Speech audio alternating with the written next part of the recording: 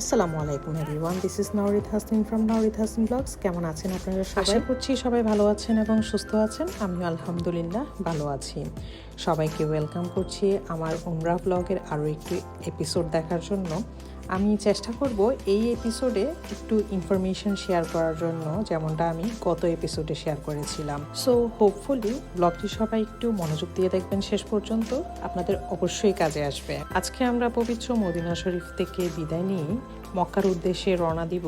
Medina থেকে মক্কা আসা যাওয়া করার জন্য বুলেট ট্রেন সবচেয়ে বেস্ট অপশন, কিন্তু আমাদের যেহেতু ফ্যামিলি মেম্বার অনেক বেশি ছিল, তাই আমরা একটা গাড়ি ভাড়া করেছি এবং একটু দামাদামি করে নিয়েছি যেন আমাদের বাজেটের মধ্যে গাড়ি ভাড়াটা হয়ে যায়। সো আরামদায়ক একটা জার্নি করার জন্যই আমরা এই অপশনটা চুজ করেছি। মক্কায় পৌঁছে হেরাম শরীফে আজকে যেহেতু সর্বপ্রথম আমরা উমরাহ পালন করব, তাই এখন মিকাতে এসেছি। এখান থেকেই উমরাহ পালন করার জন্য সবাই এহরাম পরে 2 রাকাত সালাত আদায় করে নিয়ত করে নেয় আর কি। মক্কায় হিরাম শরীফে এন্ট্রি করার আগেই অবশ্যই আপনাকে যে কোনো মসজিদ বা মিকাতে গিয়ে উমরাহ হজ পালন করার জন্য এহরাম পরে নিয়ত করে নিতে হবে। হাজিদের ক্ষেত্রে এই রুলসটা অনেক বেশি ফলো করতে হয় আর কি, তাই আমি একটু জানিয়ে দিলাম। তো এখন আমি মিকাতের ভিতরে চলে এসেছি। এখানকার এরিয়াটা এত সুন্দর, এত এত হাজি দেখছি, মনে হচ্ছে নিষ্পাপ প্রত্যেকটা আল্লাহ তাআলার বান্দা আল্লাহর কাছে হাজির হওয়ার জন্য একেবারে রেডি। মাশাআল্লাহ, এত সুন্দর একটা ফিলিংস। এখানে আসলে আপনারা অবশ্যই এটা ফিল করবেন যেমনটা আমি ফিল করে এসেছি। আর এই হলো আমার পিচ্ছি হাজি সাহেব। এহরামের কাপড়ে ওকে এত কিউট লাগছিল, মাশাআল্লাহ। হেরাম শরীফের উদ্দেশ্যে উমরা হজ পালনের নিয়ত করে আমরা ফাইনালি রওনা দিয়ে দিলাম। এই সময়টাতে চেষ্টা করতে হবে সম্পূর্ণরূপে আল্লাহর জিকিরে মনোযোগী হতে। কেউ যেন আপনার এই মনোযোগ নষ্ট না করে, তাই প্রয়োজনের অতিরিক্ত কথাবার্তা না বলাই ভালো কারোর সাথে। আর অন দ্য ওয়েতে আমরা মাগরিব এবং এশার সালাত আদায়ের জন্য একটু ব্রেক নিয়েছিলাম। আর আমাদের মক্কা পৌঁছাতে টোটাল সময় লেগেছিল 6 ঘন্টা মতো।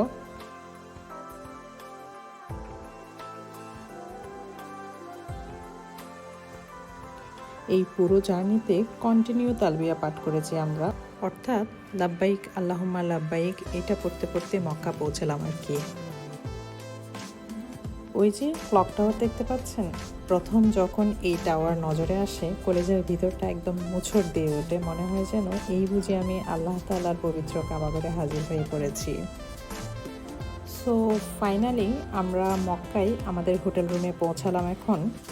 আর আপনাদের একটা সুন্দর ভিউ দেখাই আমাদের রুমের জানালা থেকে। দেখতে পাচ্ছেন কত সুন্দর, মাশাআল্লাহ, সুবহানাল্লাহ। আর একটু কাছে যদি হোটেল নিতে পারতাম তাহলে হয়তো বা এই ভিউটা আরও বেশি সুন্দর হতো। সো যাই হোক, এখন ফাইনালি আমরা উমরা পালন করার উদ্দেশ্যে হেরাম শরীফে চলে এসেছি। 79 নাম্বার গেট দিয়ে সকল হাজিদের প্রবেশ করতে হয়, কারণ এই গেট দিয়ে স্ট্রেট কাবা শরীফ নজরে পড়ে, তাই না? তাছাড়া এটা কিং ফাহাদ গেট নামেও পরিচিত। আমার কাছে মনে হয়েছে উমরাহ পালনের সবচেয়ে বেস্ট টাইম হলো রাত 12টা বা 1টার পর, অথবা এক্স্যাক্টলি ফজরের পর, কারণ এই সময়টাতে হাজিদের ভিড় দিনের তুলনায় অনেক কম থাকে। এতে করে ভিড়ের মাঝে ফ্যামিলি মেম্বারদের হারানোর ভয় থাকে না এবং মনোযোগ দিয়ে তাওয়াফ করা যায়।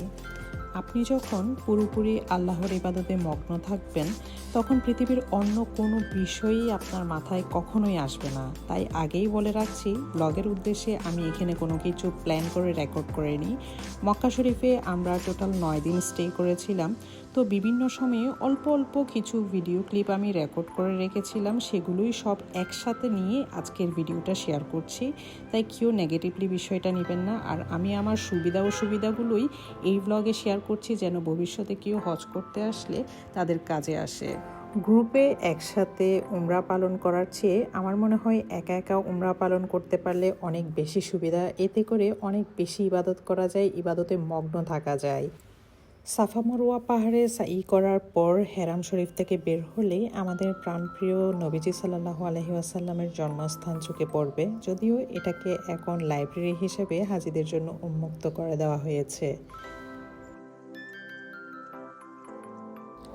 সৌদি আরবে আপনি যখন ট্যুরিস্ট বা অন্যান্য কোনো কাজে আসবেন তাহলে আপনার এক্সপিরিয়েন্স হবে একরকম, আর হাজি হিসেবে আল্লাহর সান্নিধ্য লাভের জন্য বা সন্তুষ্টি লাভের জন্য যদি আসেন তাহলে আপনার এমন কিছু অনুভূতি হবে তা আপনি কখনোই কাউকে বোঝাতে পারবেন না। পৃথিবীতে এমন কোনো ইসলামিক স্কলার্স নেই যারা এখানে এসে রিসার্চ করেননি। জীবনে যদি হাজারো প্রবলেম থাকে বা হাজারটা প্রশ্নের উত্তর খুঁজতে হয়, এখানে এসে কিছুটা সময় কাটালেই হবে আপনার। এখানে জ্ঞান অথবা সমস্যার সমাধান লুকিয়ে আছে, কিন্তু সেই জ্ঞান গ্রহণ করার মতো আমাদের ক্ষমতা আছে কিনা বা আমরা গ্রহণ করার জন্য প্রস্তুত কিনা সেটা হলো দেখার বিষয়। ধর্মকর্মের প্রতি ভক্তি আপনাকে আল্লাহর সান্নিধ্যে নিয়ে যাবে।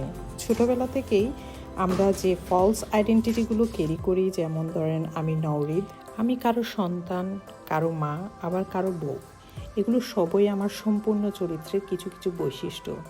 একটা সময় পরে যখন এই আমার অস্তিত্ব পৃথিবীতে আর থাকবে না, তখন সব কিছু ধূলিসাৎ হয়ে যাবে সময়ের সাথে সাথে। এই সকল আইডেন্টিটি যা আমরা নিজেদের জীবিত অবস্থায় দিয়ে থাকি, এই সব থেকে সরে আসা খুবই জরুরি। যত আপনি নিজেকে শূন্য ভেবে আল্লাহ তাআলার কাছে রিপ্রেজেন্ট করবেন, ততই আপনি আল্লাহকে আপনার অন্তরে কনসাসনেসে ফিল করতে পারবেন। আল্লাহর এই পবিত্র ঘরে আসলে ধনী গরিব সমাজের সকল স্তরের মানুষ হাত পাতে মহান আল্লাহ তাআলার কাছে এই আশায় যে তাদের রব কখনো তাদের খালি হাতে ফিরিয়ে দিবেন না। আপনি যদি সত্যি রবের সাথে কমিউনিকেট করতে চান, তাকে ফিল করতে চান, তাহলে একান্ত সাধনার মাধ্যমে নিজেকে শূন্যে বিলিয়ে দেন। দেখবেন Allah will take care of everything. Just আল্লাহকে পরম ভালোবাসা দিয়ে ডাকতে থাকতে হবে, ওনার গাইডেন্স চান rather than any materialistic things. এই পুরো বিষয়টা আসলে একটা আধ্যাত্মিক ফিলিংস, আমি জাস্ট অল্প করে আপনাদের সাথে শেয়ার করলাম আর কি। ও হ্যাঁ, হাতিমের ভিতর অর্থাৎ কাবাগরের পাশে যে হাফ সার্কেল অংশটুকু আছে, এর ভিতর মহিলাদের সালাত আদায় করার জন্য প্রতিদিন এশারের নামাজের পর থেকে রাত 2টা পর্যন্ত বরাদ্দ থাকে। তাই এইখানে নামাজ পড়ার জন্য মহিলাদের অনেক লম্বা সময় ধরে লাইনে দাঁড়িয়ে থাকতে হয়, যেহেতু দলে দলে খুব অল্প অল্প মহিলাদের ঢুকতে দেয় আর খুব অল্প সময়ের জন্য থাকতে দেয়, অ্যারাউন্ড 10 থেকে 15 মিনিট হয়তো, তারপর বের করে দেয়। তো আপনি যদি লাকি হন তাহলে হয়তো বা প্রথমবার এই হাতিমের ভিতর নামাজ আদায় করার জন্য চান্স পেয়ে যেতে পারেন। ডিসেম্বর মাসে আমি যখন গিয়েছিলাম তখন এই সময়টাই মহিলাদের সালাতের সুযোগ ছিল আর কি, বাট বাকি সময়টাতেও অল্প অল্প করে ছেলেদের নামাজ আদায় করার জন্য সুযোগ দেওয়া হয়, যেন খুব বেশি ভিড় না হয়। আবার আরও একটা ইনফরমেশন শেয়ার করতে চাই, শুক্রবার জুমার নামাজ যদি আপনারা জামাতে মসজিদের ভিতর আদায় করতে চান তাহলে চেষ্টা করতে হবে সকাল 10টার মধ্যে হেরামে চলে আসতে। যদি লেটে আসেন তাহলে দেখা যাবে রাস্তার মধ্যেই আপনার নামাজ আদায় করতে হচ্ছে, কারণ ওই সময় হাজিদের ভিড় এত বেশি থাকে, স্পেশালি ওই শুক্রবার দিনই। তাই এক পর্যায়ে দেখা যায় রোড ব্লক করে রাখে, তো চাইলেও আপনি আর হেরামে প্রবেশ করতে পারবেন না। আর যে কোনো সময় মহিলাদের নামাজ আদায় করা অথবা কাবাগর তাওয়াফ করার জন্য সুযোগ পায়। তো সেই দিক থেকে আবার ছেলেরা একটু পিছিয়ে আছে, কারণ ছেলেদেরকে সবাইকে আবার এই সুযোগটা দেওয়া হয় না, একমাত্র এহরাম পরা অবস্থায় ছেলেরা মসজিদের ভিতর প্রবেশ করতে পারে আর কি। আদারওয়াইজ হেরামের এরিয়াতে বসে অথবা মসজিদের ছাদে গিয়ে ইবাদত করতে হয়। তো এই দিক থেকে মহিলারা একটু লাকি। আমি তো অলওয়েজ চেষ্টা করেছি আম্মুকে সাথে নিয়ে কাবাগরের সামনে বসে সালাত আদায় করার জন্য। কি এক পরম শান্তি ইবাদত করতে, এই সময় একান্ত চিত্তে আল্লাহর জিকির করা যায়, এটা একটা অদ্ভুত ফিলিংস যা ভাষায় প্রকাশ করার মতো না। দেখেন, আমরা সবাই আল্লাহ তাআলার সন্তুষ্টির জন্য প্রত্যেকের সামর্থ্য অনুযায়ী কিছু না কিছু সদকা করে থাকি, এতে করে বিপদ কেটে যায়। পবিত্র মক্কা মদিনা শরীফে এসে সবাই এই কাজটা আরও বেশি বেশি করতে চায়, কিন্তু এই প্রথমবার পবিত্র হেরাম শরীফে ভিক্ষুক সেজে ভিক্ষা করতে দেখেছি আমরা অনেকেই, এবং আমার ফ্যামিলি মেম্বারদের অনেকেই এটা ফেস করেছে। চাইলেই আপনি বিপদগ্রস্ত যে কাউকে সাহায্য করতে পারেন, কিন্তু প্রতি নামাজের পর হেরাম থেকে বের হলেই ওদেরকে চোখে পড়তো, কখনো সিঙ্গেল আবার কখনো ফ্যামিলি সহ। এটা এক ধরনের স্ক্যাম বলে আমি মনে করি। এই ধরনের স্ক্যামের শিকার যেন আর কেউ না হন, তাই একটু জানিয়ে রাখলাম আর কি।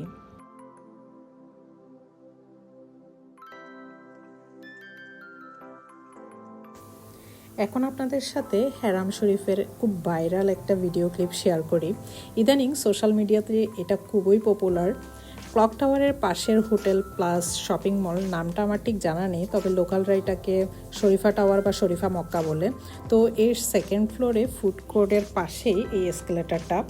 হেরামের ইজি অ্যাক্সেসের জন্য এই হোটেলের হাজিরা এটা ইউজ করে আর কি। দেখতে খুবই সুন্দর লাগে এবং অন্যরকম একটা ভালো লাগা কাজ করে। ওই দিন আসরের নামাজ আদায় করার পর আব্বুকে খুঁজতে গিয়ে আমার এদিকে আসতে হয়েছিল। আসা মাত্রই একটু রেকর্ড করে নিয়েছি, স্মৃতি হিসেবে থাকবে আমার কাছে আজীবন। আসলে হেরাম শরীফের চতুর্দিকে এত অ্যাক্সেস আছে, যদি আপনার হোটেলের লোকেশন ঠিকমতো জানা না থাকে তাহলে অবশ্যই আপনি এখান থেকে বের হতে গেলেই মনে হবে পাজলের মধ্যে পড়ে গিয়েছেন। মক্কায় আমাদের অনেক কাছের আত্মীয় স্বজন থাকেন, তো উমরা পালনের এই পুরো সময়টাতে কেউ না কেউ প্রায় আমাদের অনেক আদর যত্ন করেছেন। হোটেল রুমে এসে খবরাখবর নিয়েছেন, আবার কখনো নিজের বাসায় দাওয়াত করে আপ্যায়ন করেছেন। আমার মামারা ব্যাচেলার মানুষ, পরিবার থেকে অনেক দূরে থাকেন, তো আমাদের হঠাৎ করে কাছে পেয়ে কিভাবে কি করে আদর যত্ন করবেন ওনারা এই নিয়ে অলওয়েজ ব্যস্ত ছিলেন। তো এখন এসেছি মামার বাসায়, মামার হাতের মজাদার সব রান্নাবান্না খেতে। পুরুষ মানুষ যে এত সুস্বাদু রান্না করতে পারে, মামার হাতের এই খাবারটা খেয়ে আমরা বুঝতে পেরেছিলাম। এত আয়োজন করেছে আমার জন্য, আমার পরিবারের জন্য, সবার জন্য। সাগরের বড় গুইজ্জা মাছ থেকে শুরু করে উটের মাংস, চিংড়ি বোনা, অসাধারণ স্বাদের বেগুন ভর্তা, ভাজি, আরও কত কিছু যে করেছে। নিজের হাতে বাজার সদাই করে এফোর্ট দিয়ে রান্না করে আমাদের এত আন্তরিকতার সাথে আপ্যায়ন করেছে, এগুলো সত্যি দেখে আমরা মুগ্ধ। মামাকে আসলে থ্যাংক ইউ না বললেই নয়। এদিকে আবার পরদিন দাওয়াত ছিল খালামনির বাসায়। আমার হাজব্যান্ড দেশি মুরগি অনেক বেশি পছন্দ করে খেতে, তো সেটা শুনে খালু অনেক বড় সাইজের একটা দেশি মুরগি কিনে এনেছিল, আর খালামনি সেটা এত যত্ন করে রান্না করেছে, টেস্ট একদম আমার নানুমনির হাতের টেস্ট ছিল।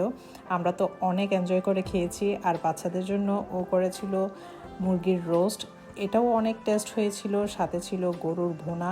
গরুর মাংস ভুনাটা অনেক মজা করে খেয়েছি। ভিন্ন দেশে গরুর ভুনা খেয়ে আসলে আমরা অনেক বেশি মজা পেয়েছিলাম সেদিন। আরও ছিল ঝাল একেবারে ফ্রেশ কোরাল মাছের রান্না, চিংড়ি ভুনা, এগুলোও অনেক টেস্টি ছিল। ভাগ্নে জামাইয়ের প্রতি আমার মামা, খালা, ফুফাতো ভাই আরও অনেক আত্মীয় স্বজনদের এত খাতির যত্ন দেখে আমার হাজব্যান্ড তো রীতিমতো লজ্জায় পড়ে গিয়েছিল। বিদেশে এমন আত্মীয় স্বজন পাওয়া, তাও আবার অসম্ভব রকমের আন্তরিক, এটা পুরোপুরি সৌভাগ্যের বিষয়। গোল্ডের প্রাইস যতই আকাশ ছোঁয়া হোক না কেন, গোল্ডের প্রতি মেয়েদের প্রচুর দুর্বলতা থাকে। তাই আমার ভিউয়ার্স আপু আন্টিদের জন্য কয়েকটা ভিডিও ক্লিপ শেয়ার করলাম, কারণ এখানকার গোল্ডের ডিজাইনগুলো আমার কাছে অনেক ভালো লাগে। আপনাদেরও হয়তো বা এই ভিডিও ক্লিপগুলো দেখলে কিছুটা আইডিয়া হবে।